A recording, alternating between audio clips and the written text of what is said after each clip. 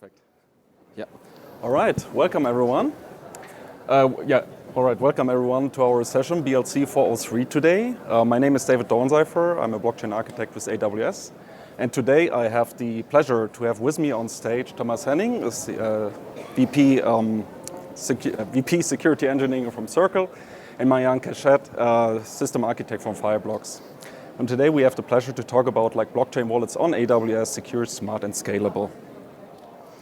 So let's look at the agenda for today. What we will do is we will start with different blockchain or different types of blockchain wallets. We will actually talk about how these differentiate and the different use cases that these are being used with. We will then look at how we can implement some of these using AWS key management services or like core services basically. We will then have Thomas talk about smart wallets basically provided by Circle and how they can solve certain UX-related issues with blockchain wallets. I will then give an introduction or a deep dive into AWS Nitro Enclaves and explain why confidential compute and why Nitro Enclaves are in general a good combination or can be used in the blockchain space. And later we will then listen to Marianne and some of their learnings on how Fireblocks actually built MPC and MPC wallets using AWS Nitro Enclaves. So this is a packed agenda today. Let's get started with these. So first of all, let's just, so that we get all on the same page, what are the schematics of a blockchain wallet? If we look at the upper line, basically the wallet, we see there's a private key. The private key determines the public key. And this is usually for EVM, for example, for Ethereum, it is converted into a public address. Now, if we look at the blockchain layer, or the ledger itself, we see that there are different assets, like native assets. For Ethereum, for example, would be Ether, or certain ERC20 tokens. What happens is these tokens, or the native assets, these are just pointing to the public address. So we have this pointer thing. Now, the private key is important if we want to change something on this association. So what happens is the private key is being used for the signature. The signature is then being validated on the ledger. We see if this particular public address is valid, if there is sufficient amount of assets, and then this particular transaction gets executed. And then we can actually, the transaction gets executed and the assets will be sent away or the owner is going to change. The important aspect about this schematics is really the core principle of a blockchain wallet is the private key. There is not much more. I mean, there is more metadata, for example, but it is really the core aspect is about protecting the private key.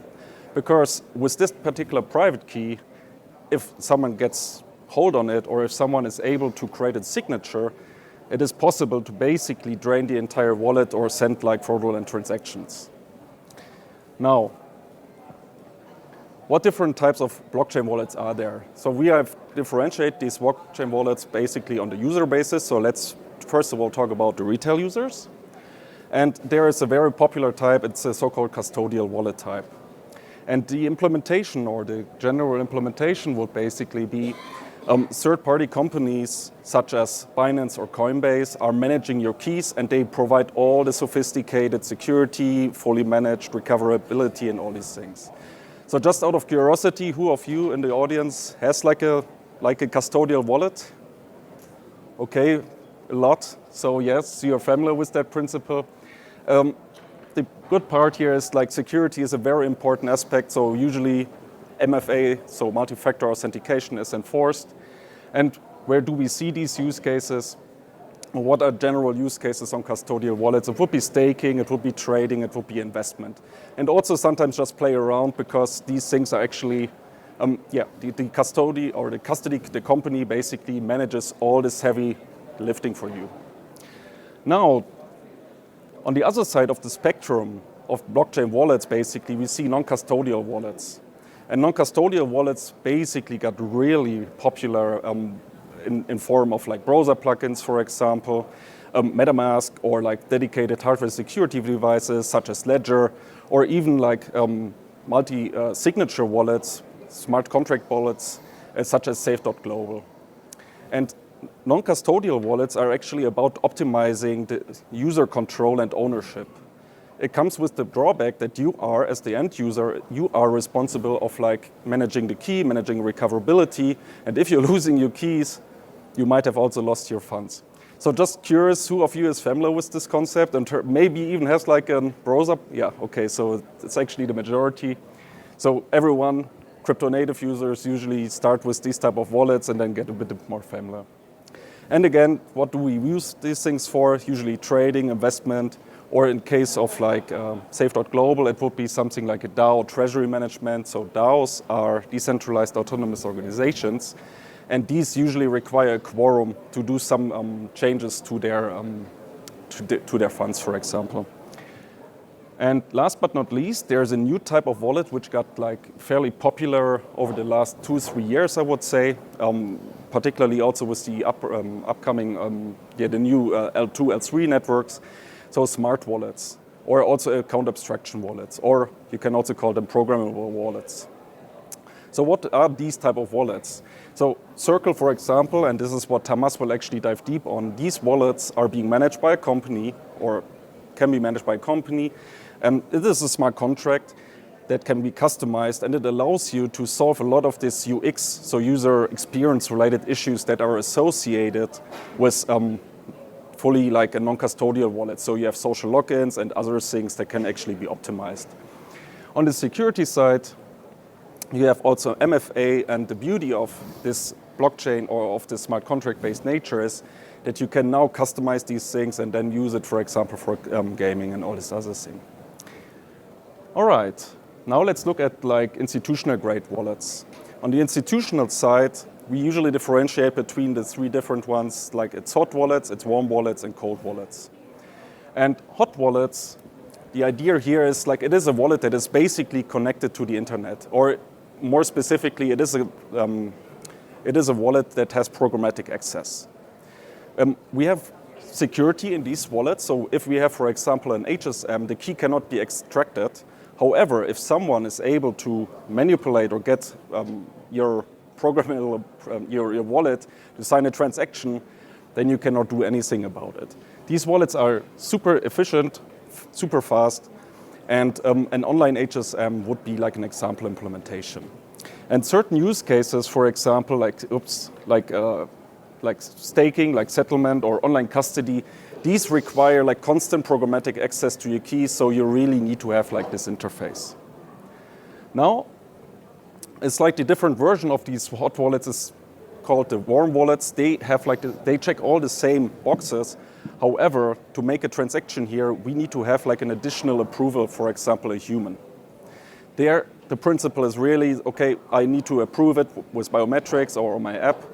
And we also see this in context of more advanced crypto algorithms, usually something in the MPC TSS part, so where different parties are involved and we are not using a single key, scheme crypto type. Tamas will actually elaborate on that and dive deep on that and how warm wallets are actually being built at Fireblocks later. And one of the use cases that we see where this is being used and where this is actually quite popular is, for example, trading, like companies that move like big amounts of like digital assets on a daily basis. There you require like a really advanced security setup for your keys. And last but not least, we have cold wallets. Cold wallets is basically the oldest, the standard wallet that we have seen.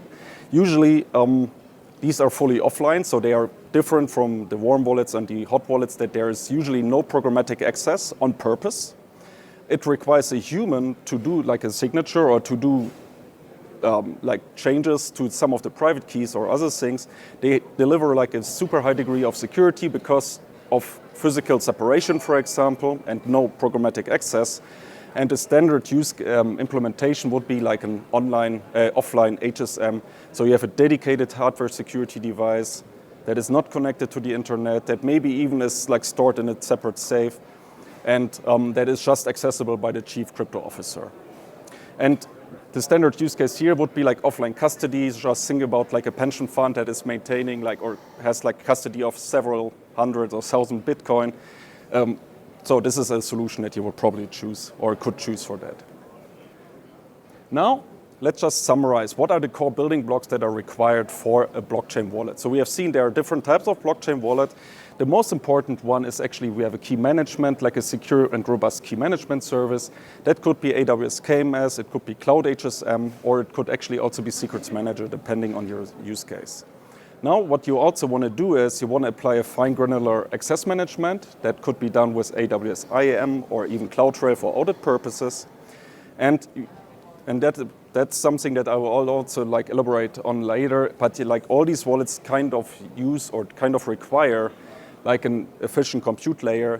Some are serverless. That could be with a combination with Lambda or EC2 or even Nitro Enclaves. Amazon CloudWatch is an advanced monitoring logging system that can be combined with that. And then last but not least, for example, for trading use cases, certain wallets require ultra low latency, access to certain APIs. That could be done with the cluster placement groups, for example, for the EC2 instance, or enhanced networking. All right, now let's look at two different implementations on how to build these wallets. So this is a standard or a relatively simple wallet. It's a hot wallet based on KMS and Lambda. It is, as I said, it's fully serverless. We can process requests via API gateway. Lambda reaches out to KMS. A signature is being created. It's a fairly simple scheme. The beauty here is we do actually have key import, for example, key import support. We have FIPS 140 levels 2 compliance. And we are able to build EVM-compatible blockchain wallets that way. Now, another wallet that we could actually build, fairly simple, would be a cold wallet. What I mentioned before, a cold wallet is programmatic, it's an offline wallet. So what we could do is we could use Cloud HSM in a dedicated private subnet without any internet access and basically manage our keys. Since that it is, Cloud HSM is a single tenant hardware security device that delivers FIPS 140 L3, so highest compliance level. And it does key import and export support. And that could, for example, be accessed by the cloud operator or the chief crypto officer via an EC2 instance. All right. Now I will hand over to Thomas. And yeah. Awesome. Thank you. So let me introduce Circle for a quick second. So we were founded in 2013, and we're the issuers of USDC and EURC, which is, of course, the largest regulated and MiCA-compliant stablecoin with about $16 trillion in transacted volume. One of the big things that we offer is enterprise-grade stablecoins, but also infrastructure to help incorporate blockchain into your business itself. So what do we actually offer? We offer full-stack platform, building enterprise-grade applications for whatever you need. So I want to start from the very, very bottom. The services that we offer across 15 chains, EVM and non-EVM chains. And on top of these, we have built USDC, we have also built EURC. We've built our cross-chain transfer protocol, which is the first mint and burn bridge across multiple chains, reducing quite a lot of the security risks associated with bridges. But let's talk a little bit about the Web3 services. This is where we've built our Programmable Wallets offering, and I'm going to be talking quite a bit around that in depth, because we're here to talk about how you're going to embed secure wallets into your applications. But we also offer services for smart contract platform, which is smart contract deployment. We offer gas station, which offers you the ability to abstract away everything that you have to do with blockchain fees, ETH, et cetera, and those wallets that you might not have. Plus, we also offer a compliance engine. Moving into this, one of the big things that we have found as we talk to quite a lot of developers that are trying to enter into the Web3 ecosystem is we wanted to offer them, and they needed a lot of flexibility, both from a crypto native individual who knows how to manage whatever they're doing, to a Web2 developer, a native Web2 developer who doesn't know how to deal with private keys and whatnot. So we went on a world where we've built as much flexibility into the systems as possible, allowing the developer to develop what they want to go and develop. So what did we go ahead and do? Well, we've actually went in with multiple UX offerings and across the board. And I'm going to start with the left. Dev-controlled wallets. These are the actual wallets where you as a developer have the absolute utmost control around what happens within the wallets themselves. You control the EOA, you control an end user wallet or the smart contract account yourself. You yourself can sign any particular transaction you want in any particular model that you want yourself. And you are abstracting away from your end user the concept of a blockchain. For the end user, you could actually build an application experience where it's just another USD or EUR or whatever denomination transfer, everything happening seamlessly below the ground. They don't have to know that they're dealing with blockchain at all. Going into the middle, this is where users will actually have a lot more control with their keys themselves. This is utilizing our MPC technology, so multi-party computation to sign things. And these also work with end user wallets, but also with smart contract wallets. Here, the user will have to effectively sign the transaction on their mobile device. They will have to proactively issue in their PIN code or whatever authentication method that you've chosen, but that particular device will also be partaking in the MPC calculations. This allows for customizability for the app UI and user experience while also preserving control in the user's hand as the way they want it without even the developer being able to get into the middle of it. On the right side, let's talk a little bit about modular wallets. This is an open beta that we launched recently, which allows for implementation of modular smart contract wallets. It's extremely configurable in every single step of the way. You can bring your own keys, you can use developer keys, you can use user control keys. It allows you to set up the wallets however you want it. But the cool side of it is it's absolutely extensible with ERC 6900 to add in new functionality, limit functionality, however you want to do it. So how do we get this done? How do we leverage AWS today? And again, I'm going to start from the left. On the left side, this is where we've set up our API gateway. This is where we have everything coming in and routing through our systems.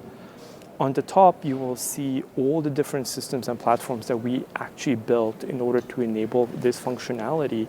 But below that is effectively how we communicate with all the different blockchains and the complexities that come with effectuating transactions and monitoring transactions, monitoring in blockchain states, and recognizing transactions across different chains.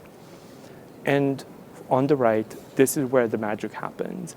This is where we utilize KMS. This is where we run our MPC servers. This is where we run our ledger service that actually reconciles everything that happens within the blockchain to our internal state of the world that we know about. Here we do utilize extensively AWS KMS in order to actually secure all the keys and all the different secrets that is required to run this entire ecosystem. But this is also a world where if one of our customers decides, hey, I would love to run my own MPC nodes myself, this is where we would actually interconnect with our customers' MPC servers to allow for like full MPC sharding control for our customers. From a key management perspective, this is the world of key management that we actually offer. One on the left side being single sig, where it's one approver with a single unique key. This is pretty much your standard EOA transaction. This is one key that can rule the world, right? On the MPC side, we offer the very typical threshold signatures with MPC Compute. We've recently launched support for passkeys. And very, very soon, we're going to be launching multi-sig opportunity where multiple unique keys are going to be able to reach threshold to be able to effectuate policies and transactions to happen. That's roughly it. Back to you. Awesome. Thank you very much, Thomas. Mm-hmm. So let's now talk about the requirements for advanced crypto wallets. And you might have seen it in the previous architecture that Thomas showed. Namely, I want to talk about AWS Nitro Enclaves and why these are actually well suited for advanced blockchain workloads. But first of all, let's see what are Nitro Enclaves. From a high-level approach, or for taking a high level here, AWS Nitro Enclaves are about bringing an additional level of isolation and protection to your EC2 instance. Today, everyone actually on the EC2 instance can access like the encrypted data or like the plain text, basically the data in use on your EC2 instance. So basically the root user or like the administrator on the EC2 instance has potential access to this data that is being processed. Now with AWS Nitro Enclaves, we are able to carve out a dedicated memory area, dedicated CPUs, and move the confidential compute over there. Now we have an enclave, basically a dedicated virtual machine, which has a very restricted, secure local channel, namely a vSoc connection to the EC2 parent instance. Now using that principle, not even like an operator like the root user on the Linux box of the parent instance is able to access the data being processed inside the Nitro Enclave. So what is a Nitro Enclave? And what is it not? So a Nitro Enclave is an isolated, hardened, and highly constrained virtual machine. It is a lightweight Linux operating system. It has its own independent kernel. And the beauty of the enclave and also of the other features is that it can run its own encryption keys. What it is not a container. There is no persistent storage associated with the enclave. So everything inside the enclave is ephemeral because it runs in main memory of the EC2 instance. Also, no root user, no administrator, operator, or whoever is able to access this particular enclave even from the EC2 instance. So you cannot go in and do a memory dump, read the CPU registers or anything. It's completely isolated. And last but not least, there is no external networking per default. So it is very, very restricted, and you just have a socket basically from your EC2 parent instance. So in addition to these isolation features that we just talked about, there is another interesting feature. It's basically called cryptographic attestation. What does cryptographic attestation mean? Cryptographic attestation means the enclave is able to prove its identity. So how does that work? So inside the Nitro Enclave, you can create so-called attestation documents. Attestation documents it's like a fixed schema. You can actually add different optional data fields, but per default, you have different measurements included in such an attestation document. Measurements, basically hash values over the state or hash values that have been taken when the enclave was created. So it's a hash value, for example, over the entire enclave, and that is basically the identity, because if something would change in the state, if something would change in the kernel configuration, these things would also be different. So using this together with, for example, some public or some optional data field, such a public key, we can then sign the transaction or sign this attestation document inside the enclave. This is being signed by the Nitro hypervisor, and this document can then be validated against the public AWS root certificate. And by validating it, we know that this document has been created inside an enclave. It has been signed by the hypervisor, and we know exactly what the state of this thing is, like the different PCR values. Now, what we can do with this particular identity attestation or with this attestation feature is we can combine it with certain policies on KMS. That gives us the opportunity to basically define KMS actions, like KMS decrypt on a symmetrical key, and associate it with the hash value, with the identity of an enclave. And this is a very powerful feature. So we can ensure that just certain enclaves are able to run decrypt on certain keys. And that is basically one of the really popular things and popular applications also in the blockchain space, because that gives us a very powerful, because we can now ensure that just the enclave is able to run decrypt, and that only the plaintext, for example, the plaintext of a private key is just exposed to the inside of an enclave. And this cannot be read by anyone, like an operator, rogue operator, or anyone else. Now, let's summarize. What are the key features and benefits? So we have very strong isolation and security. There's no networking access per default. We have a secure local channel, the socket, basically vSoc from the EC2 parent instance. We have flexibility, so we can run it on x86, we can run it on ARM. We can decide how many CPUs, how much memory we want to have associated with this enclave. And we can make use of cryptographic attestation, basically to remote proof the identity of an enclave. And the best of it all, it comes with no additional cost. So it can be turned on any EC2 instance. That's it. Now let's piece it all together. Let's see like how we can actually leverage a Nitro Enclave for a simple blockchain wallet. So what we see here is there's this Nitro Enclave. It is at the core of the VPC, basically. The use case is such that we have, for example, an encrypted blockchain private key. These keys would be encrypted using KMS, and they could be stored in AWS Secrets Manager. But since that they are encrypted, we could also use Dynamo, we could use S3, whatever you would like, to store these things. It is really like we have the encrypted keys stored outside. These keys are then being downloaded into the AWS Nitro Enclave. The Nitro Enclave proves its identity towards KMS using cryptographic attestation, and we are then getting the plaintext private key inside the AWS Nitro Enclave.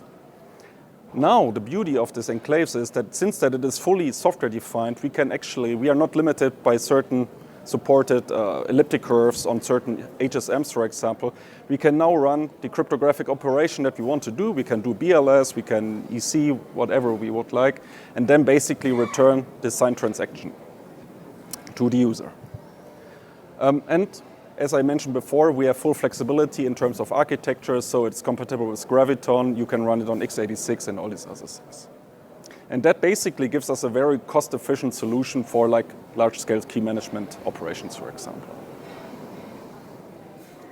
All right, and now I will pass it over to Marjan to see like how Fireblocks is using Nitro Enclaves. All right, thank you, David. All right, so hello everyone.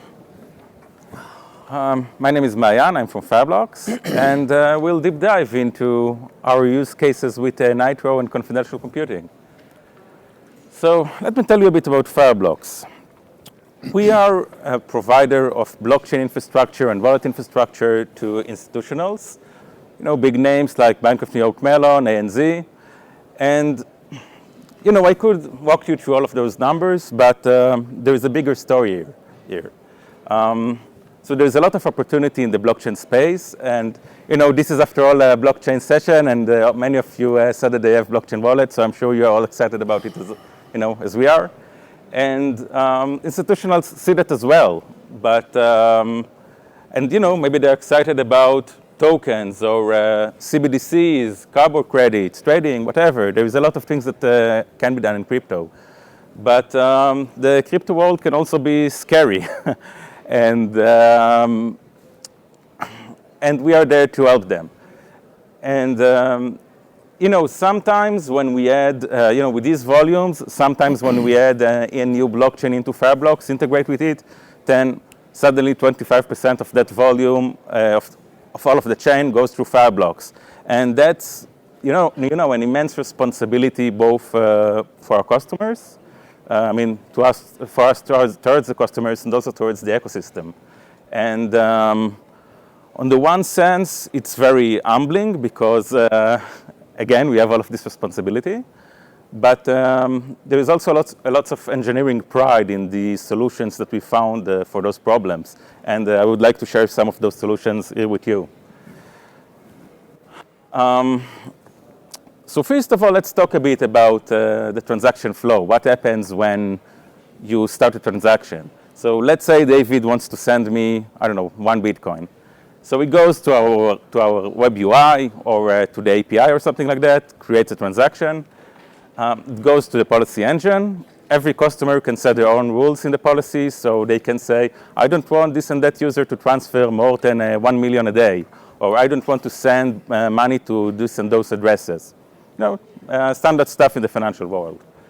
Then it goes to serialization. So, Bitcoin, Ethereum, all of those protocols, every one of them has a very different bits and bytes protocol, right? So you need to serialize the transaction to those bits and bytes. Then you go to the signing stage, right? So yeah, it's crypto. You need to sign it somehow with a private key, and we'll talk a bit more later about it. And we broadcast it to the rest of the network. And we have identified several phases or several parts of that flow that are very critical, and those are usually the areas where we focus on using confidential computing. So for example, policy engine. If an attacker successfully attacks the policy engine, they can ignore the rules. Not good. If they somehow compromise the serialization phase, then I don't know, I wanted to send someone to the audience, someone in the audience 1 Bitcoin, and David changed it to his address. Also not good. Or maybe he will change it to 100 million Bitcoin or something, I don't know. And then for similar reasons, the signing stage is very critical, right? Because if suddenly you sign a transaction that you didn't intend to do, then it's a problem.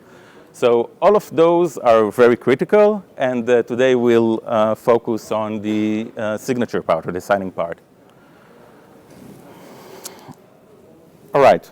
So as we said, the signature part is very critical, and in the crypto world is so much so that we have this saying that not your keys, not your crypto, right? Probably, or not your keys, not your wallet. Many of you probably heard that. And there are different solutions to this problem. We've mentioned multi-sig earlier, MPC, and we'll go into MPC. All right, so what is MPC, or multi-party computation? As the name suggests, there are multiple parties, or cosigners, as we call them. Each cosigner independently generates a set of random bits and bytes, all right, independently from each other. Then, together, those shards represent some logical key. But it's important to note that the logical key is not saved anywhere, right? We will see how it all comes together to sign a transaction, but it's very powerful stuff, because there is no single place where an attacker can go and steal that private key. It's all virtual, it's all logical. So when we want to sign a transaction, all of those cosigners need to communicate together in order to sign the transactions. And if for some reason one of them suspects foul play, then they can just not sign it. And that's it. Mathematically, there is nothing else that can be done. If one of the cosigners decides that they suspect something, it's safe. No agreement, no signature. Again, very powerful stuff when we are dealing with crypto, where cryptography is so important. And another bonus of MPC is that it's blockchain agnostic, meaning that usually when you talk about multi-signature or other schemes, it's very dependent on the protocol. So Bitcoin has their own way of doing multi-sig, Ethereum has their own way of doing it. So this gives us the ability to first onboard new blockchains rapidly, because we can use that. And we can also use the same tried and true and validated infrastructure that we have for MPC for all of the blockchains that we add. And in this schema, which it's usually our setup, we have 2 cosigners that are in Fireblocks, and then 1 customer cosigner that is hosted by in the workspace of the customer. All right. So, and we'll go a bit more about how we secure that, the customer cosigner that is at the customer.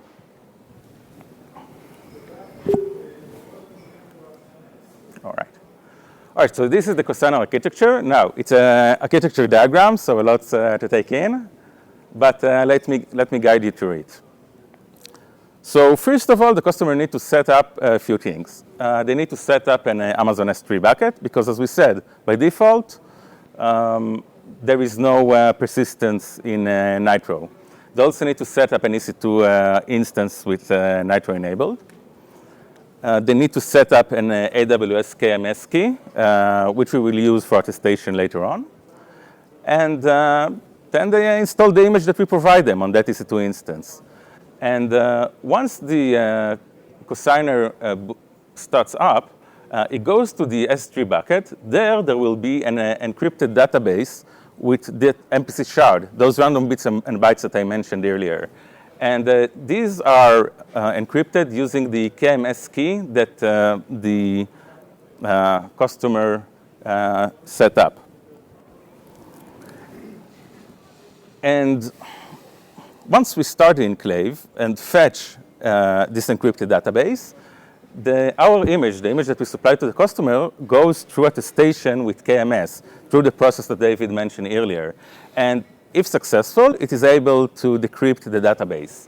And if it's not successful, then that's it. It cannot do anything with that shard. It doesn't know it. And again, that's very powerful stuff. Because if for some reason you installed the wrong image. For some reason, the image is malformed. Someone tried to change the code, something like that. Then they have no access to that shard, to that part of the private key. And they can participate in any kind of signing. But let's say everything went well.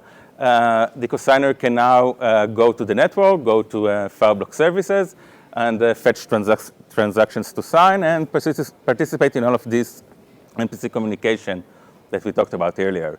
Now, there is a lot more to it. And for a full deep dive into the architecture, we have a great blog post for you that I encourage you to read if you're interested. You can find it in that QR code. It's on AWS blog. You can also Google AWS blog, Nitro, Fireblocks. I'm sure you'll find it, but it's there. All right, I'll give you a second. OK, so at Fireblocks, we have experience with many different confidential computing frameworks. And it was very interesting for us when doing things with Nitro to see what key takeaways we can take from that. So first of all, VM isolation is more flexible. What do we mean by that? So in Nitro, the isolation level is on the level of all of the enclave. All of the enclave is a machine that is isolated. And then you can run code with it that is trusted, that you can trust that it was not changed. In some other frameworks, there is what's called in-process isolation. Basically, you, inside your own project, your own code, you need to divide areas into trusted and untrusted parts of the code. Now, never mind all of this. The practical implications are that in other frameworks, usually there is a very tight coupling when developing with the SDK of the vendor of that framework. And in practice, at least in our experience, the first-class SDKs are usually only in C++ and Rust because those things come from the systems engineering background usually. And there are a lot of personnel and velocity considerations, development velocity considerations here, right? Because maybe you have a few systems engineers that are proficient in C++ and Rust, but a lot more Node.js engineers, for example, that would also like to contribute to projects that could utilize confidential computing and make the whole system secure. So that for us was a very big bonus and takeaway. Now, other key takeaways were it's still important to mitigate supply chain attacks in this model. We talked a lot about how to start enclaves in a secure way, how to execute our code in a secure way. But of course, if you somehow insert there some NPM package from 10 years ago that is compromised and they're downloading malicious code into the enclave, it's not good, right? So you need to have some sort of package allow list for the enclaves that will go into for the packages that will go into the enclave.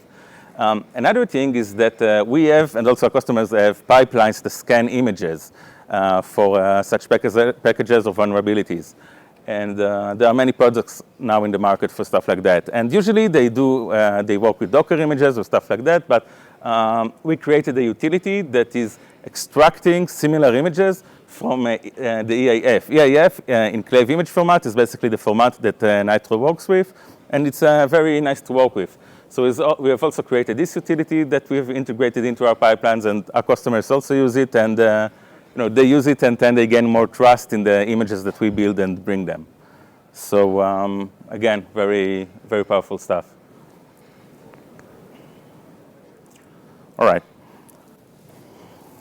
So again, we talked here a lot about running secure code and all that, but is that enough? Is now all of our systems secure? So system security is only as strong as its least trustworthy element, or in other words, it's only as good as the weakest link, right? And if we look at attacks, at successful attacks on software projects in the last few years, many of them are focusing on the CI/CD part of the software engineering project. So we wanted to see what we can do with that. And Nitro Secure Enclaves were a good building block for us in that area. So when you build a project that you intend it to be secure and trusted, there are 3 questions you need to ask. Where do we build it? In Fireblocks, for example, one of the ways that we can build such services are offline machines, right? They're secure, they're offline. The keys are there, nobody can access them. but it's very hard to use them, right? I mean, it's very hard to develop a project and make changes every day or something like that, or if there is some new security vulnerability that you want to fix, and it's hard to rapidly develop things in that way. So that's one way. Then what do we build, right? If an attacker successfully goes into your Git repository, put some malicious code there just the moment before you click build, then again, it's a problem. It's a sort of a game over because they can do now whatever they want. And because again, remember, in security, there is no mathematics, right? You always try to create more and more layers of defense. I mean, there are mathematics, but you know what I mean. And then with what secrets, right? Where exactly do you keep the secrets that we sign the image with? The keys that will later be used for attestation. That in the attestation process, it will say, yeah, this image was created by Fireblocks. I trust this image. Where do we save those keys? So in the offline machine, it's easy. You save it on the offline machine. All right, so we made a solution with Nitro Enclaves where we create a builder image. Now, this builder image, we create it in the offline machine, right? And we verify it in the same old way, but now we trust this image, this new builder image. And the offline machine basically serves as a root of trust for that, because we trust the offline machine, so we trust the output of that machine. And we take this image, this builder image, and start to build images using that. And when the enclave starts of the builder image, the builder enclave, it then receives a signed commit hash to build. So let's say there are a group of people that usually in your organization can decide on what to deploy. They need to sign this specific hash that they want to build. We will get that, fetch that, verify that it's the exact code that you want to build. Then we attest that. So we attest the image, the builder image, see that everything is OK. It's not some kind of a malicious builder. And proceed building and signing it using the keys that we received as part of the attestation. So we build the CAF, we sign it, then we publish the artifacts, and that's it. No more, we don't need the builder enclave anymore, so we tear it down. And that actually has been a very nice, interesting thing that we did with Nitro Enclaves, because it enabled us to elevate the root of trust that we have in offline machines to a much more rapid and, let's say, modern and online building process, which can really improve our dev velocity. So that has been a very interesting thing for us. All right, so that have been the things that I want to talk to you about. It was very interesting to me. I hope it has been very interesting to you. And let's go back to David. All right, thanks a lot, Ayan. Let's now actually see what we covered today. So today we started with like the general introduction of what are blockchain wallets. We differentiated between different use cases. We looked into like different types of blockchain wallets for institutional, for retail users. And we explained like how blockchain wallets in general can securely be built on AWS. So the first architecture that we presented was like in KMS-based hot wallet. The KMS, again, we have like direct key import opportunities or like functionality. We do not have key export on KMS. KMS cannot run non-EVM compatible keys because EVM, it's really about like the EC or the elliptic curve that will be supported. And namely, it's the SECP 256K1 curve that you would need for EVM or for other chains, then you do not have the support. However, since that KMS is like a programmable, accessible, like an internet, basically an accessible wallet or like key management solution, we can use it for smart wallet support, as you have heard from Tamas. Staking support, you do not have that because BLS signatures are not being supported. So that basically tells us, okay, from the complexity perspective, we can use it in a fully serverless fashion, for example, with Lambda. Complexity is fairly low to implement in KMS-based hot wallet. However, KMS, you're being charged per key, so it is a bit more on the pricey side. Cloud HSM, on the other side, supports key import, key export. And still, we do not, with Cloud HSM, we do not have like non-EVM compatible signatures because of the EVM or the elliptic curves. However, we can do smart wallets with it. Cloud HSM can be accessed or can directly programmatically being accessed if you would like to do it. So that basically gives us like a little bit higher or a little bit more effort on the implementation side, because Cloud HSM, given that it is a single tenant hardware security device, requires a special VPC setup in a private VPC and access points. On the cost perspective, again, since that it is a dedicated single tenant HSM, it is really, it's more pricey, but it gives you like FIPS 140 level 3 compliance, so basically the highest compliance levels. We then actually talked about or dived deep into AWS Nitro Enclaves, and also how Nitro Enclaves can be used for different types of blockchain wallets. Nitro Enclaves itself, since that they are completely defined in software, we have key import, we have key export, we even have like non-EVM compatible chains, because you can now define your, for example, crypto algorithms like in Golang or Rust. You then basically audit your code, you can move it into the enclave, and then basically you know that you have secure enclave processing. It is very popular with like smart wallets as well, because you can run any type of custom workloads in there. Staking support, BLS would basically be elliptic curve that you would need. We have that in there as well. And that basically gives us then like a 3 on the complexity side, because again, it is a fully software defined solution. You would need to build up your own software. And as you listen to Marjan, you need to make sure that the software has been audited and basically is being developed in a concrete way. However, it is a cost-efficient solution. There are no additional charges with AWS Nitro Enclaves besides the EC2 instance itself. And last but not least, AWS Nitro Enclaves can also be used in conjunction with EKS. So we can leverage Kubernetes together with AWS Nitro Enclaves. That gives us like all the same features, so key import, basically gives us all the same features on the enclave side. However, you can also leverage the horizontal scaling, so scale in, scale out, from EKS. So now if we look on the complexity side, we need to handle a bit more complexity, because we all know Kubernetes is not that easy. So there's a bit of Kubernetes management overhead, but you could actually leverage the features here, namely scale in, scale out in a dynamic fashion. And also on the cost perspective, we are actually a bit more expensive, because we need to cater for EKS as well. All right. Now that actually concludes our session today. And if you have additional questions for any of us, we will stick around. So just approach us. Thank you very much.